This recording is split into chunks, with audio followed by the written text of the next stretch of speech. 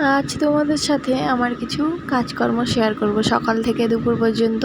একদম সকাল থেকে না, ওই ধরো 8-9টা থেকে সকালের খাওয়া দাওয়া সেরে নিয়ে তারপরে নিয়ে বসেছি এই যে সবজি কাটতে। দুপুরে রান্নার ক্যাপসিকাম আর আলু দিয়ে রান্না করব সবজি, তো সেটাই কেটে নিচ্ছিলাম। আর আমার ছেলে ওখানে বক করছে, বারবার বলছে পিঠটা চুলকে দাও, পিঠটা চুলকে দাও। আমি বলছি যা এখন তুই সর এখান থেকে, আমি সবজি কেটে নিই তারপরে তোকে পিঠ চুলকে দেবো, আর তুই গিয়ে একটা জামা পরে নে। তো ওই তো ওখান থেকে নড়বে না, জ্বালাচ্ছিল। আর আমি আমার কাজকর্মগুলো একটু স্পিডেই শেয়ার করেছি, তো মানে অনেক বড় হয়ে যেত যদি ধীরে ধীরে করতাম। তো আমি এখানে সকালকার খাবার খেয়ে নিচ্ছি। খাইনি আমি, ওই পান্তা ছিল, রাতে ভাত রান্না করে রেখেছিলাম, সেটাই জল ঢেলে রেখেছি সকালে। গরম ভাতে আর জল দিইনি, কারণ যদি গরম ভাতে জল দিই তো আরও নষ্ট হয়ে যাবে ভাত। তাই আলু ভেজে নিয়েছি আর পান্তা ভাত খেয়ে নিলাম, বেশ মজাই লাগলো খেতে। তারপরে আসলাম বিছানা টিছানা ঝেড়ে নিতে, কারণ মেয়ে ঘুমিয়েছিল সকালে, ভালো করে ঝাড়তে পারিনি। মেয়ে ওঠার পরে ভালো করে ঝেড়ে নিচ্ছি। আর সকালে আজকে ঘরও মুছিনি, কারণ ঘর বাড়িটা নোংরা হয়ে যায়, সকাল করে মুছি তো ওই সারাদিনে ধরো বেশি নোংরা হয়ে যায়, তাই ভাবলাম আজকে দেরি করেই মুছি।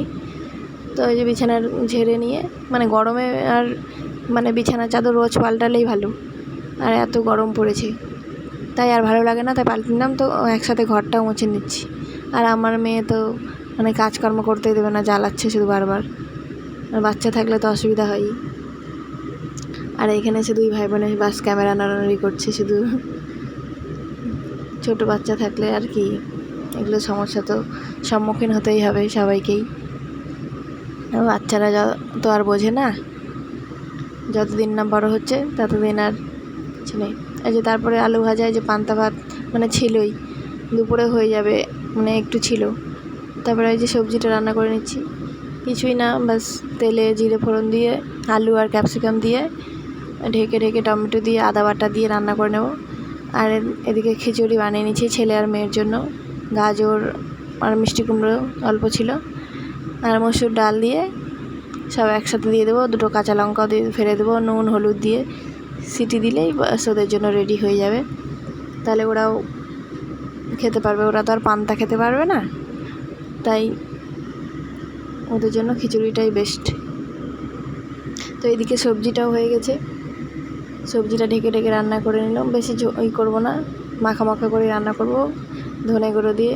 আদাটা ঘষেই দিলাম, আর বাটলাম না, অল্প আদার আর কি বাটতে যাব, তাই আদাটা আর ঘষেই দিয়ে দিলাম। সবজিটা ঢেকে ঢেকে সেদ্ধ করে নিতে হবে, আলু সব দিয়ে অল্প জল দিয়ে দিলাম। এবার আবার ঢাকা দিয়ে দেবো।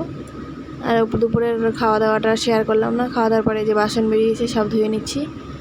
বাসন ধুয়ে টুয়ে নিয়ে তারপরে যে শুতে যাব। দুপুরে একটু মেয়েকে না ঘুম পাড়ালে আবার হবে না, ওর পাশে না শুলে আবার হবে না, তাই ওকে আগে ঘুম পাড়িয়ে দিয়ে তারপরে, না হলে ও না ঘুমালে ওই আবার সারাদিন চিৎকার করবে, কান্না করবে, জেদ করবে।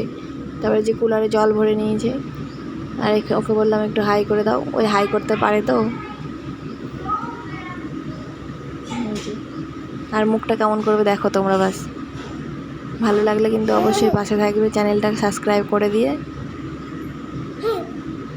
দেখা হচ্ছে আবার নেক্সট ভিডিওতে, চলো টাটা বাই বাই। আর ওর মুখটা দেখো কেমন করছে, শুধু ক্যামেরার সামনে আসতে ভীষণ ভালোবাসে আমার মেয়ে,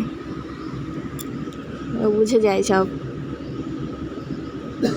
দেখা হচ্ছে আবার নতুন একটা দিনে নতুন কোনো ভিডিওর সঙ্গে, ততক্ষণ সবাই ভালো থেকো, সুস্থ থেকো, টাটা বাই বাই বন্ধুরা, রাধে রাধে, হরে কৃষ্ণা।